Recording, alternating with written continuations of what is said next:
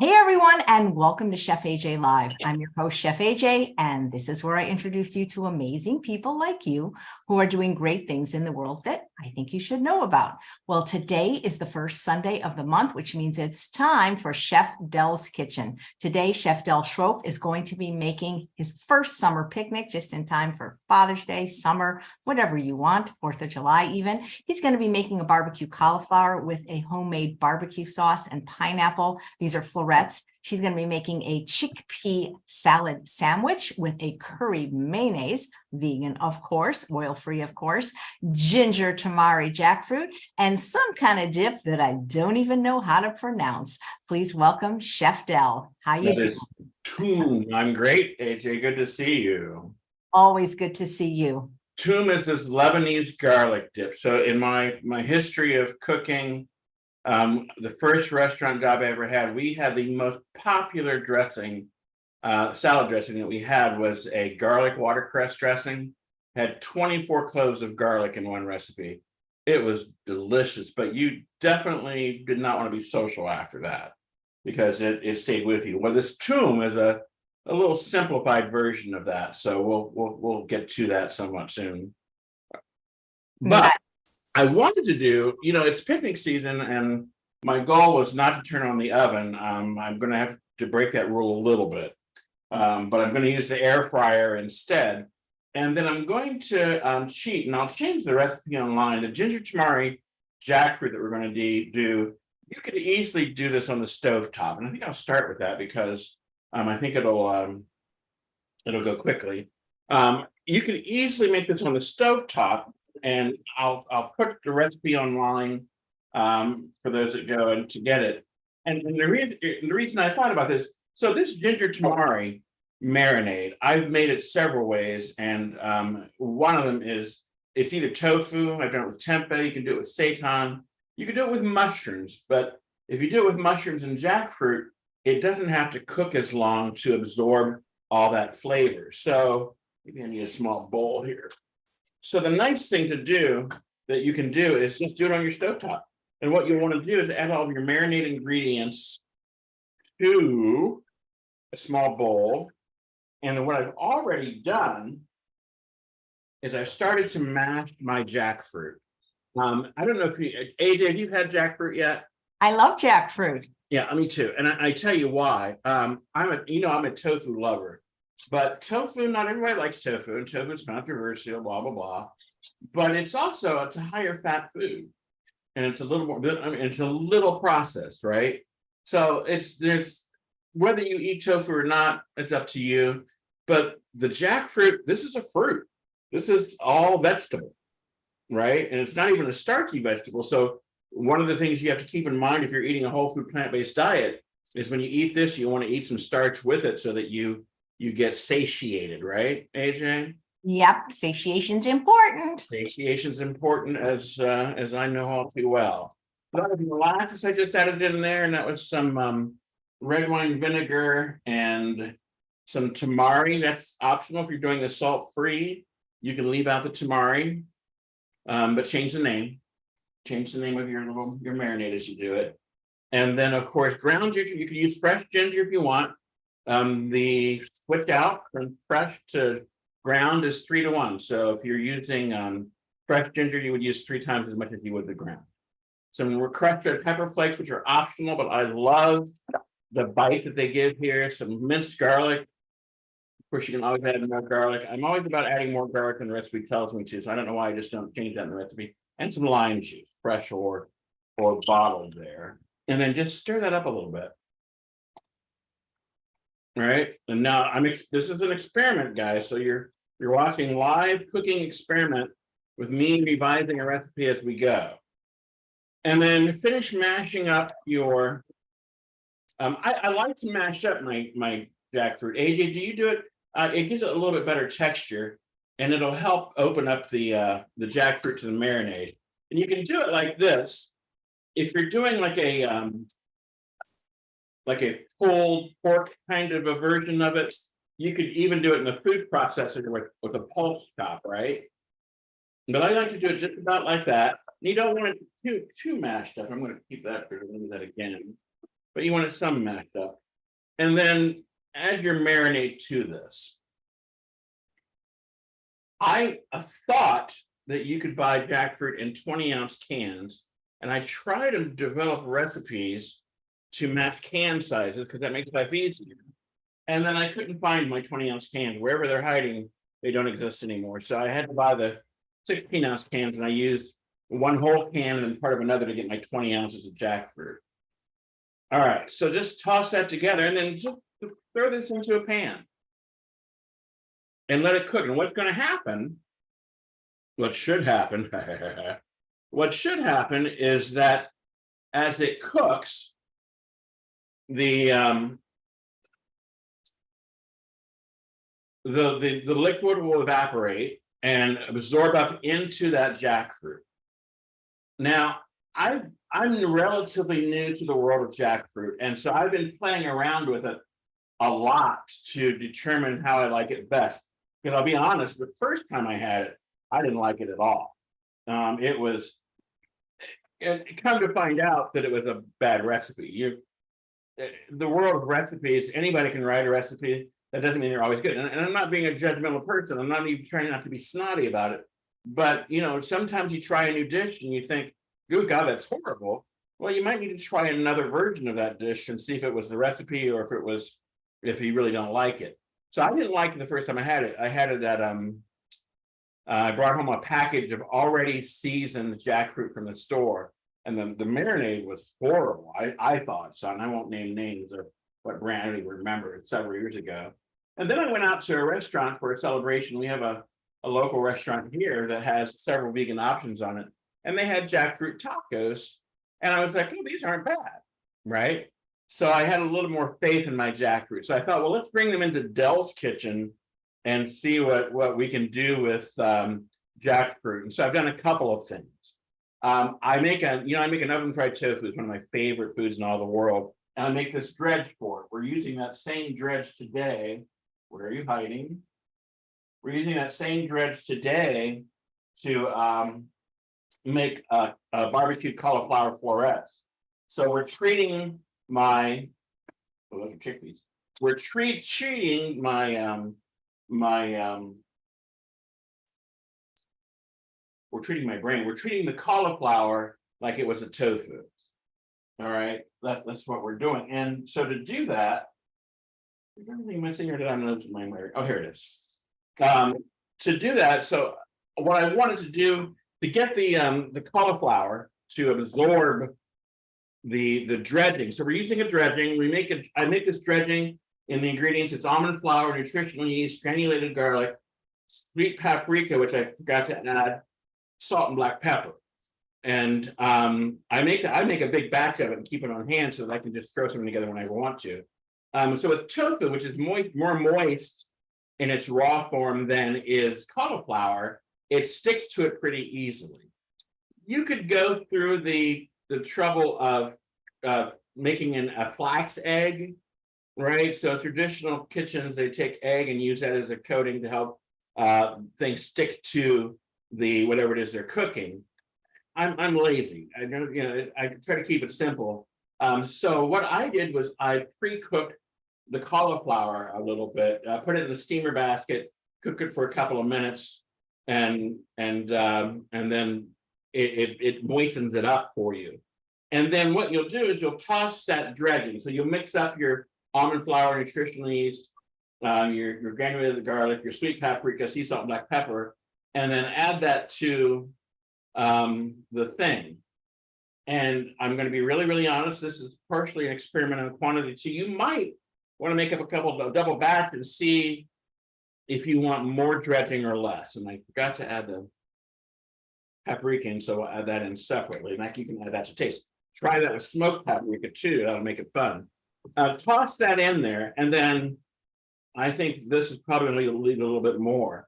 And if you're using salt and you want to add extra dredging, make the dredging without salt, and then add salt to taste. I think you'll be better off. You don't want to oversalt anything, and you don't need that much anyway. There, and I'm going to add a little more of my smoked paprika Like I said, you can use sweet paprika. The recipe calls for sweet paprika, but you can use, that's almost gone. You can use whatever you prefer. And so you can see it here as it starts to stick to the pan or to the cauliflower. And you taste one, and you should have that garlicky, oh, that's good. Garlicky taste.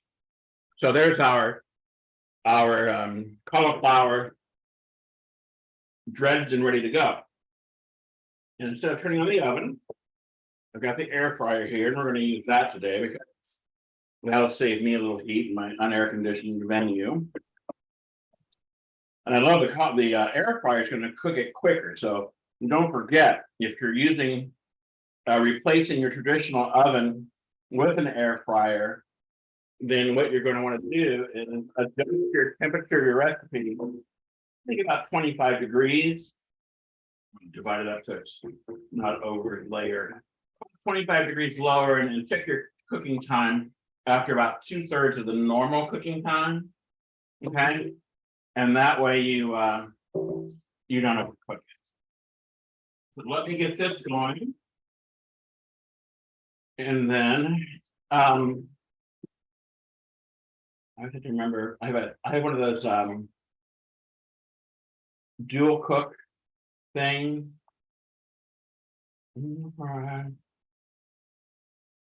Del, you're using the jackfruit that came in a can, right? Yeah. Have you ever seen the kind from Edwards and Son that also comes in a box? Dried? No. Have you Okay. used that? Yeah, I've used that as well too, like for barbecue-y type stuff. It doesn't have any salt. It's very good. You can get it at Sprouts and online. I bet I'd like to have that because I'm happy to reduce packaging anyway that came in. Look at the pan there. You can see that it's absorbed a lot of that already, right? And much quicker and much less of the heat thing going on. And then we're going to serve. I'll show you how we'll serve that a little bit later, but let me stick this back here and then work on. We got cauliflower in the oven. And while we're working on that, we can go ahead and do the stovetop version of our cauliflower.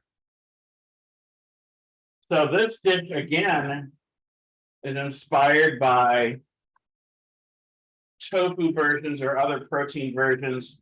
The breaded cauliflower, the origination of that. So I've done breaded tofu, oven fried tofu, and stuck it into any number of sauces or stews, and it changes the dish. So you get a little bit of a gravy effect from the tofu.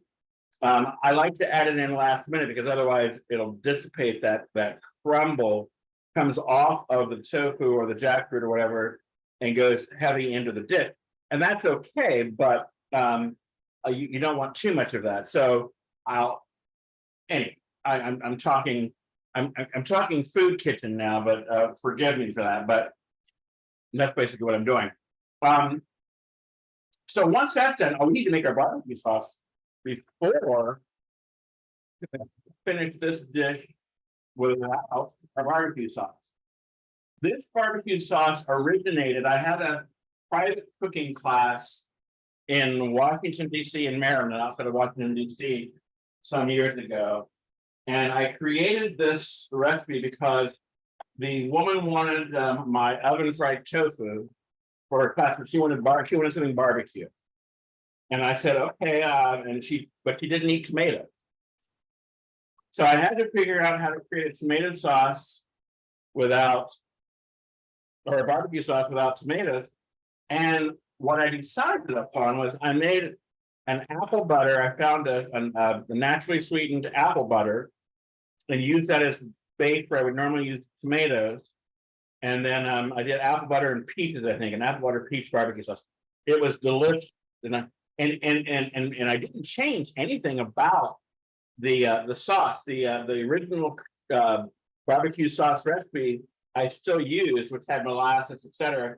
But I didn't add the sugar because I didn't need to. Well, I love the fact that I can have a barbecue sauce, which is a sweeter thing, that I can make without the sugar, right? And so I tried it with the pineapple and it worked out great. So I'm thrilled about this one. But you're going to start off, you're going to puree some pineapple.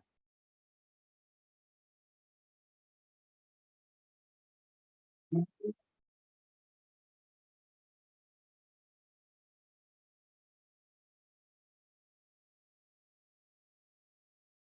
that shouldn't take but just a second to do. And let me pull up my barbecue sauce recipe. I know we're going to put that into our pan.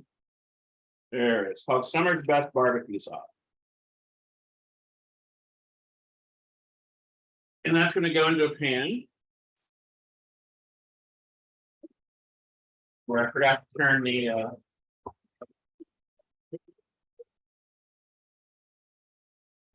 heat off, obviously. There are tomato sauce in there and cool that down a little bit. It splatters all over my lovely clean computer. I'm trying to get the extra aspect. I want to get the extra pineapple juice out of my glider mix. You don't want to lose out on any of the good stuff, do you? So you're just going to, after you puree that, you're just going to add in your garlic.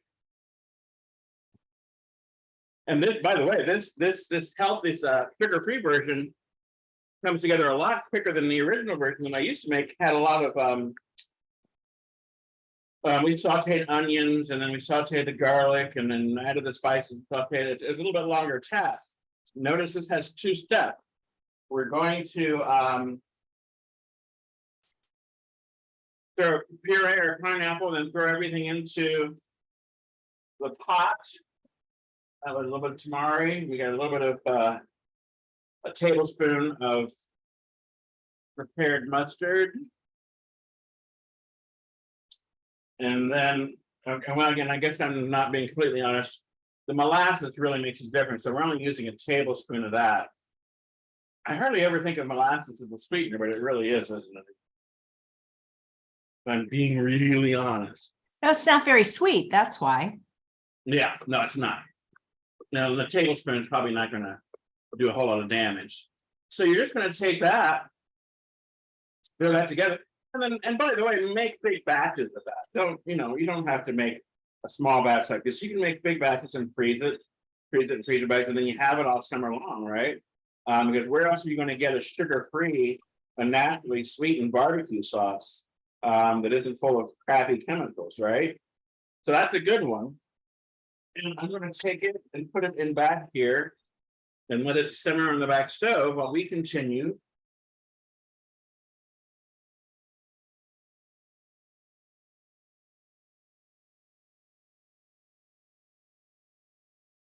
I can't see a thing in this. These lights wash everything out. All right, so that's our barbecue sauce. Allspice, garlic, mustard, molasses, tamari, apple cider vinegar, tomato sauce, and pineapple chunks. And it's been one and done. If you make a bigger batch of it, you need the cooking time will take a little bit longer, of course, but that's not really a big deal. All right, let's come back to our barbecue cauliflower florets, because we've got a little saute action we need to do to get ready for them. I love this dish. I love making dishes like this.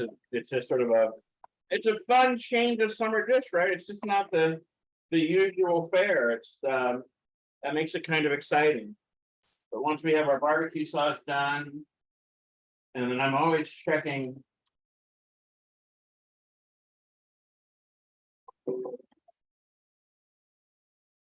Gonna be good.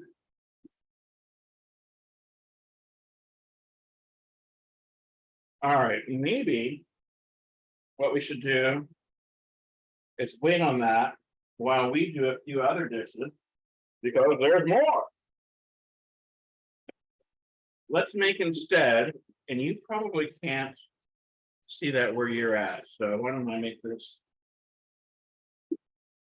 a little more visible for you. Move this over here, and this over here. Did you ever notice how I have everything for these courses, these little classes is all right here?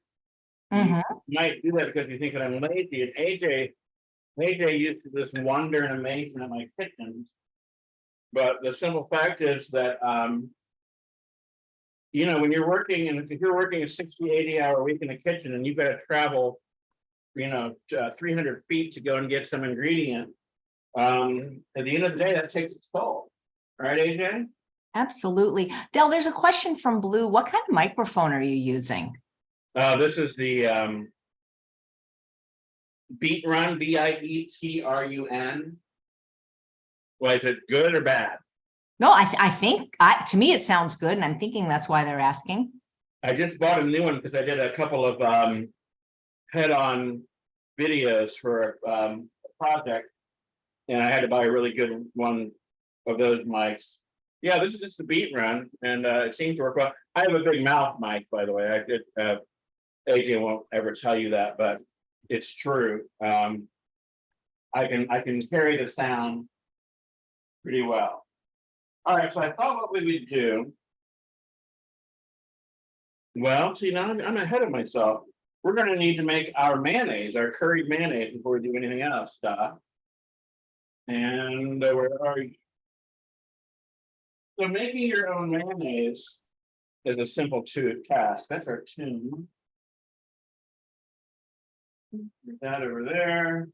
Out of the way, the chickpeas there out of the way. Curried mayonnaise here. I use silken tofu for my mayonnaise, but every now and then I've had customers who don't eat soy, and so I'll make it with pureed cauliflower. And so all you need to do, and I think that's in one of my cookbooks, Better Than Vegan maybe. All you got to do is steam the cauliflower till it's really tender, and then puree it, and then use that as you would the silken tofu in your recipe, whatever you're making. And it works pretty well. I mean, it's not exactly the same texture as you get with silken, but it's pretty good.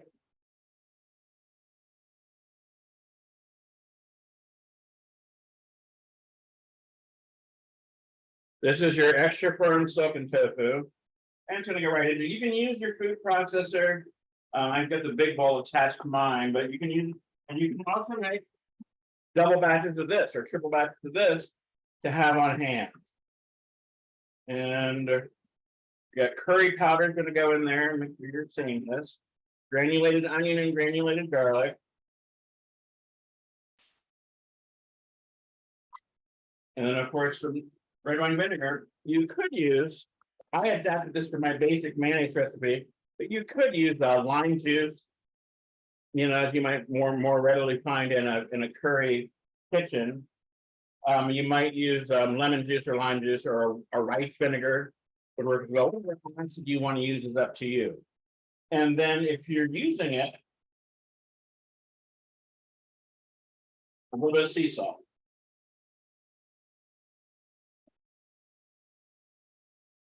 Turn this on slowly.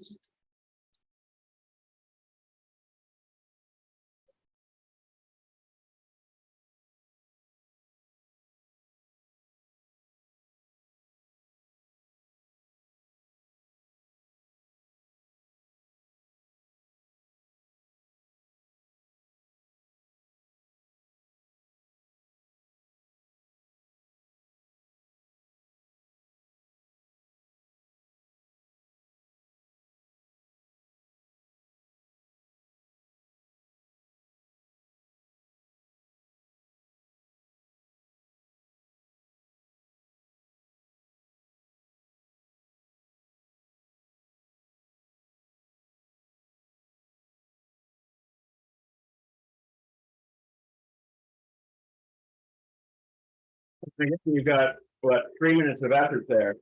Here's what's the saying: if you're making a dish like this, a mistake that people often make is to add. You can go real heavy on the curry powder, and I used to be that guy.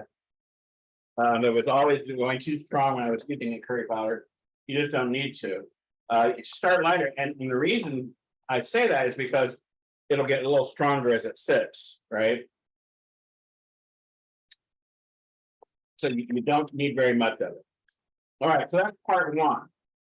And then I'm gonna make, well, maybe I'll do these by hand.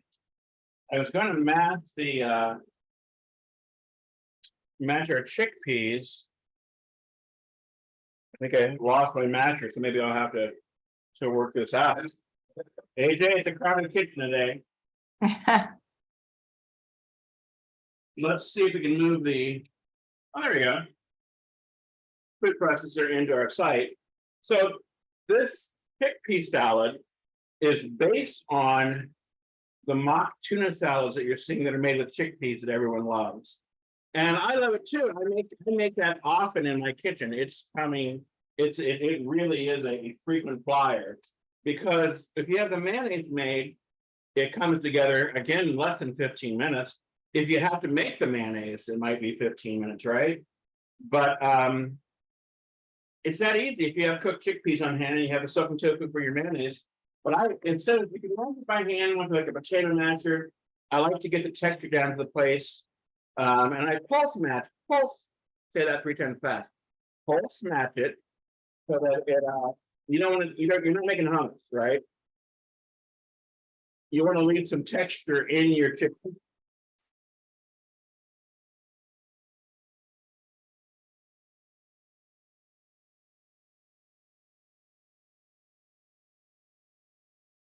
I think that might be good.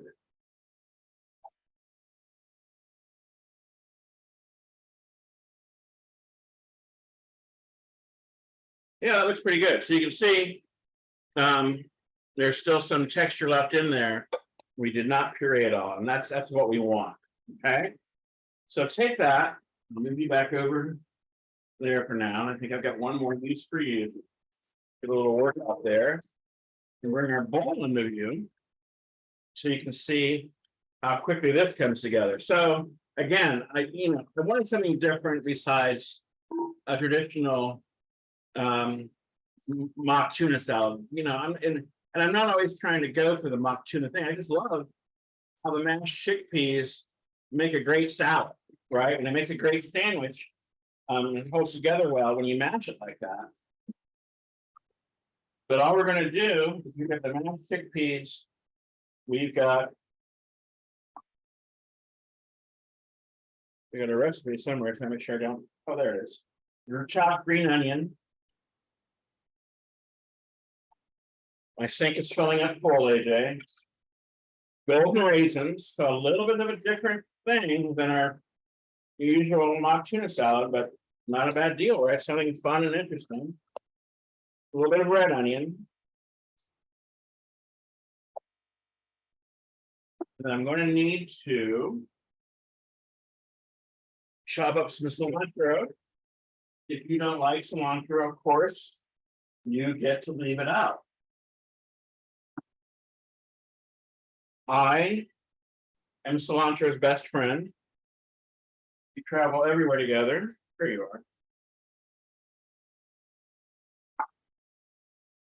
As much or as little as you like.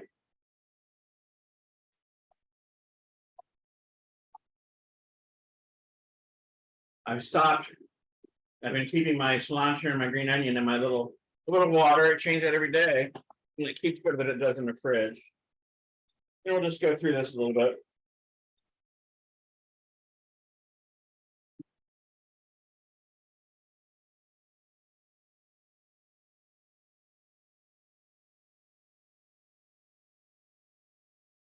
Yum. I feel like I'm missing something. Oh, nope, got it. And some chopped jalapeno, as much or as little as you like. This is about half. If you don't want it really spicy, try using poblano instead, or cutting the rib out of the jalapeno. Some dry roasted peanuts. Okay, AJ, can we talk about trigger foods? Yeah. So here's my workaround. I don't buy and don't keep a whole jar of peanuts in the house, because I would sit and eat them all in a day. So my next door neighbor often has some. I'm like, I'll make you lunch today if you can loan me a quarter cup of peanuts. And she said yes. Peanuts optional in this dish, right? And then of course our salad dressing, our curried mayonnaise. Looks delicious.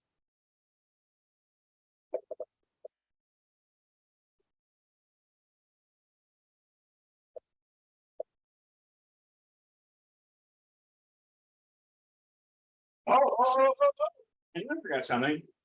We've also got a Gala apple, so a little bit of sweet and savory, and that works well in a lot of curry spices dishes. You know, that sweet savory combination really helps balance all the flavors. So we got a Gala apple.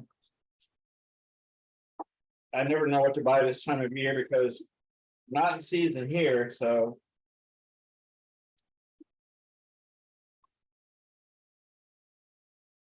And of course, you notice I do all my prep ahead of time, but you always want to prep like your apple last minute, or if you're going to prep it ahead of time, if you're catering or something like that, what you can do is dice it up like this and then put it in a little water and put a little bit of lemon juice in there with it so it won't turn color.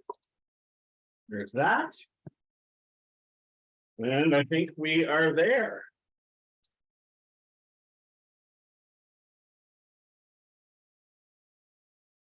Are you going to actually go on a picnic and eat the stuff? My neighbor has a friend in from Tennessee, and I promised him we're going to sit out back and have dinner later. Nice. Yeah.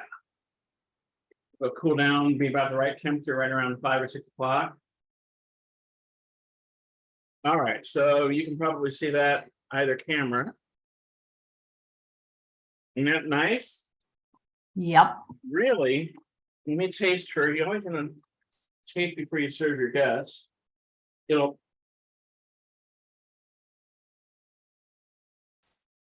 taste better tomorrow than it does today.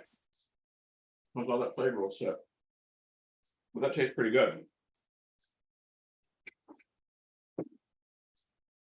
All right, so our cauliflower says it's done. And I can smell it. You can smell the way the nutritional yeast and everything toasts up in there. Yep. That is one done beast. So what we can do is bring our cooking back up here. And let me check on our barbecue sauce back here. So what you're looking for, I think that's pretty good too. You can smell it. You can smell even a little bit of the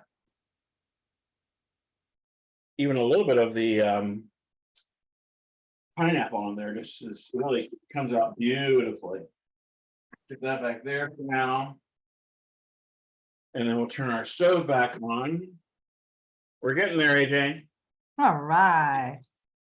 And then this comes together pretty quickly. Once you've got your sauce done, once you've got your cauliflower done, all we're going to do is saute up some onions and peppers and blah, blah, blah. I'm assuming this is an oil-free cooking environment where everybody knows about oil-free saute. I do my own version of it, but I see a lot of people when they're getting ready to saute like some vegetables, especially vegetables like green peppers and onions and carrots that have a lot of water content. Start off with a dry skillet, because the whole purpose of a saute is to caramelize those vegetables to draw out the excess water, which condenses the flavor. So if you're adding water in the first place, all you're doing is steaming your vegetables, and you're not really developing that flavor. So try the dry pan method first.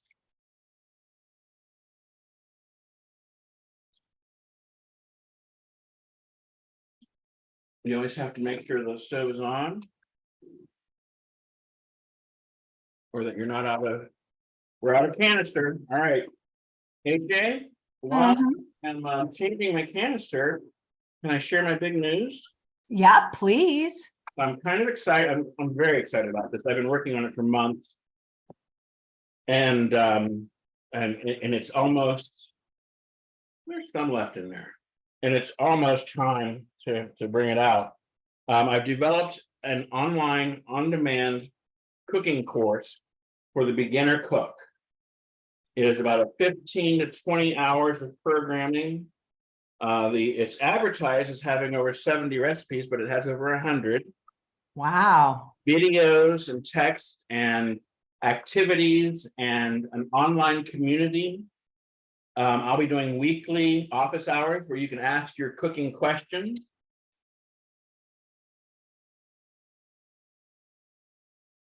My little stove doesn't want to work, AJ. Uh-oh. You know, it's, oh, you know what? You have to push that.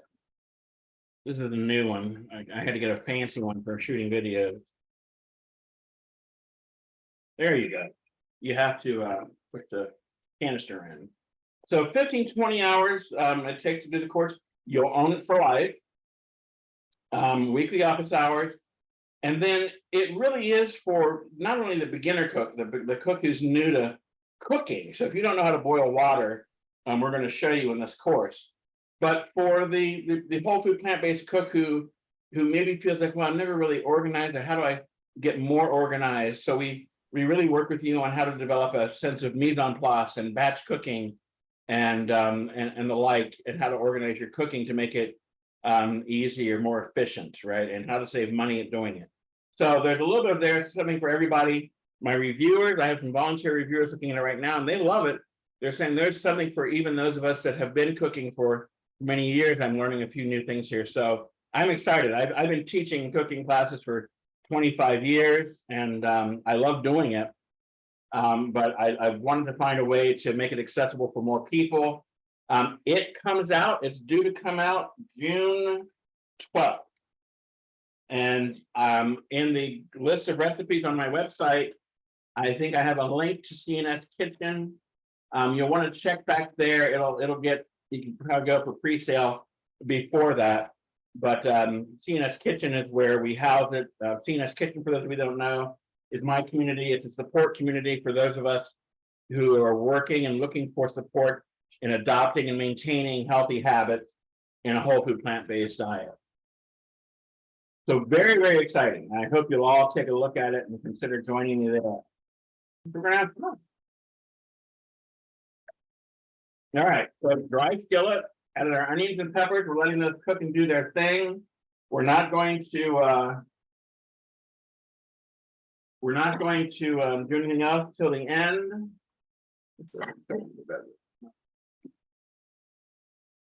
I was looking for the other part of my food processor, but maybe we'll just wash this one out and it'll all be okay.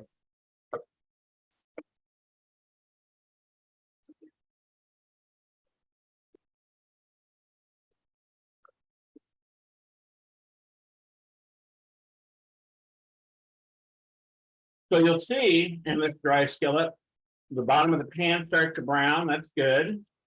And then you can see a little bit of browning in the onion there too. That's good. That's all flavor. We want all of that, right? While that's doing its thing, I'm going to get ready for our toum, T-O-U-M, is a Lebanese garlic dip. I use it to take up, and what I serve it with these this ginger tamari jackfruit to make kind of a gyro-like sandwich. It's a different flavor profile from gyro meat, but it works really, really well. The garlicky sauce balances out the pungent, sweet pungent flavors of the marinade.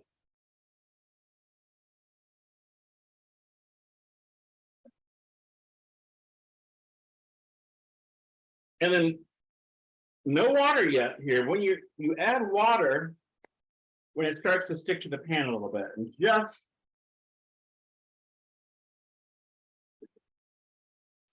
Speaking of pans, Linda would like to know what kind of pans you use. whatever I find on sale. I don't have a brand that I like. I use a cast iron skillet back here with my grandma's. I use that. People always think, well, how can that be? How do you use cast iron skillet without oil? Well, I wash it. I wash it with soap and water, just like it does. And when it rusts, the top of it rusts, you wipe that out before you cook it. Works just fine. But what I like, I'm going to tell you something what I'm never happy with. And is this skillet here. I keep trying to buy non-stick skillets. I try, and I'm never happy with them. This one is not non-stick. I try to do a flatbread. My stainless steel pan here is more non-stick than this is.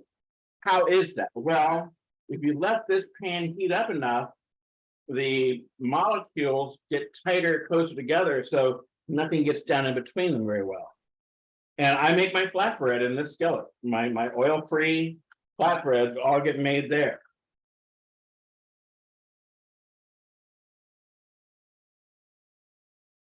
All right, we can add in our barbecue sauce, or sorry, our whatchamacallit, pineapple.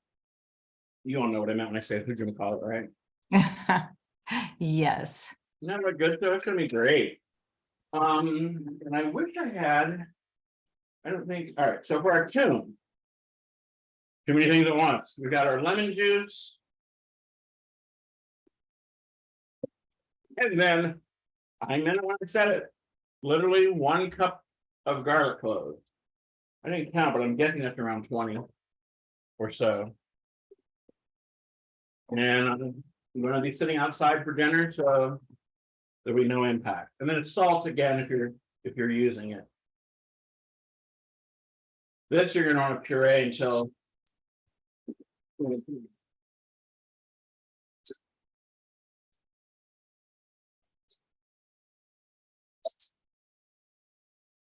So let's finish up the pots and pan conversation.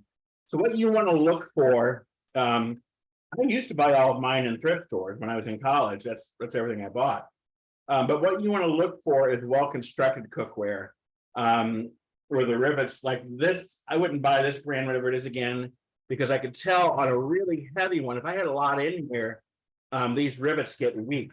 And I can turn it down so you can see what I'm talking about, the rivets there. They get weak. And the larger pan version of this, I can feel that happening already. So you want something where the construction is good. You want a heavy bottom. And I'm not talking about your own. You want a heavy bottom. This bottom of the skillet needs to be thick and heavy, because you want it to heat up and hold on to that heat. The thinner skillet or pot, the heat conducts more quickly. You burn everything far more quickly with that. So look for those qualities, and then buy the most expensive, the best you can. Get it on sale. They all go on sale. They all go on sale. And then another one that I've tried to work with, and I seem to ruin them every time, are the enamel coated. Ada, do you have any of those? I don't. The enamel coated, they do well. I mean, I think they're perfectly fine, but they ship just like the nonstick, the traditional nonstick. And that's not a big deal because the enamel coating is not as toxic as the other, but you want your finish to last. You want it to hold up, right? All right. So to this, we're going to add, I need to taste this a little bit. I did not yet.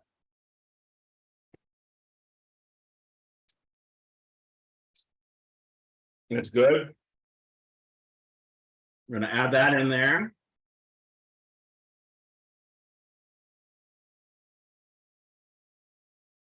Turn our stove off.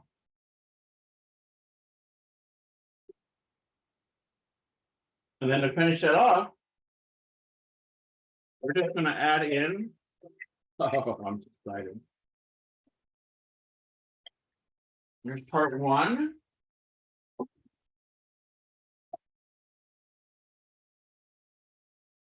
And part 2. You might make extra of those. That cauliflower, if you're like me, you'll eat it before it makes it into the dish.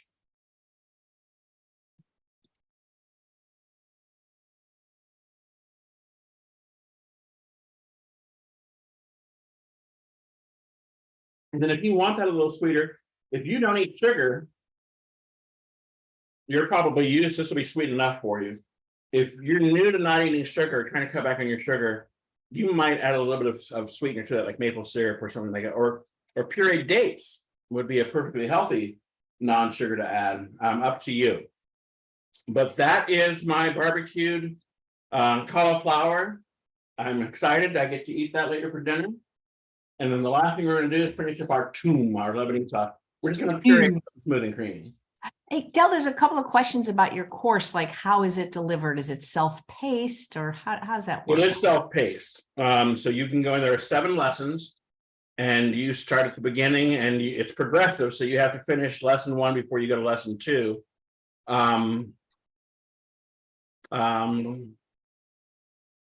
There'll be an online activity feed where you can ask questions throughout the week, or you can reach out to me 7 days a week and ask any questions that you have. But yeah, it's self-paced. That's go slow, go fast, right? Some people are going to skip through parts that they already know, and others are going to go over some of them twice. Pureeing again.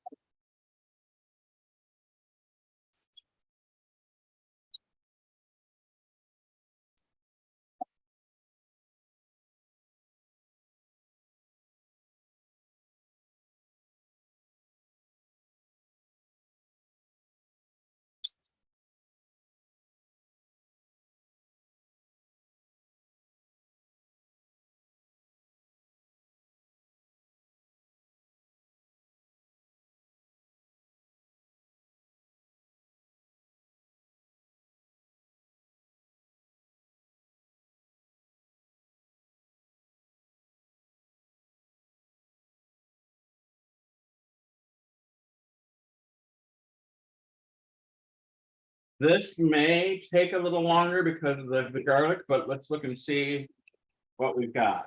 Oh, that's pretty good. And man, can you smell it? Huge hunks of tofu on the side. A little salt. I don't think I added any. And just a quick finish, and we're almost done. Do you have like a red and white checked picnic blanket and a little wicker basket? Edie does, my neighbor does. She's all about and we got a lovely umbrella set up around our table, and our garden is gorgeous. The roses here right now are stunning in our backyard.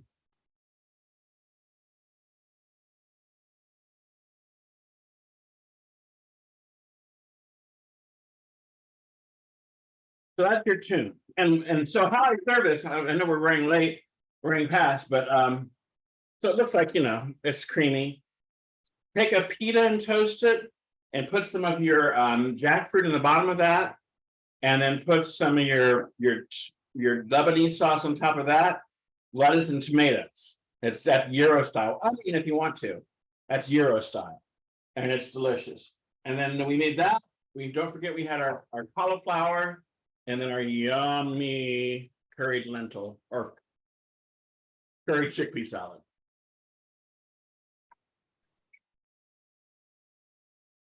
AJ? Hey, That's all I got. wait a second. Let me come back on. Hold on. I'm gonna get my camera on. That is very amazing. And you did it all in under an hour because we started a little bit late. I try, AJ. That is great. And how will you just keep these things at room temperature until it's time? No, I'll chill them. Well, I probably with the heated stuff. I'll chill my chickpea salad. I'll definitely your garlic sauce. You want to keep chill because garlic, fresh garlic goes bad pretty quickly in the dish. So you want to throw that. Nice. Well, next month, all the regulars are taking July off to give some people a chance to get on. So there's no holidays in August, are there? No, the end of August, the first week of September is our Labor Day. Right. Well, the first week of August isn't really anything in. So you can do anything you want. Anything you do is great. Well, congratulations on the new course. I hope a lot of people will sign up for it. The link is in the show notes. Well, thank you. I always have fun. I look forward to seeing you in August. August. August. So we'll take, everybody gets a month off for good behavior. It's not like summer does, hiatus. It's like the European thing to do. We take our summer holiday. Absolutely. Well, thank you so much, Chef Del. This was wonderful. Thank you. Bye, everybody. And thanks all of you for watching another episode of Chef AJ Live. Please come back tomorrow a bit later at 10 a.m. Pacific time for Dr. John McDougall. He is going to be talking about liver disease and the effect that diet has on both preventing it and curing it.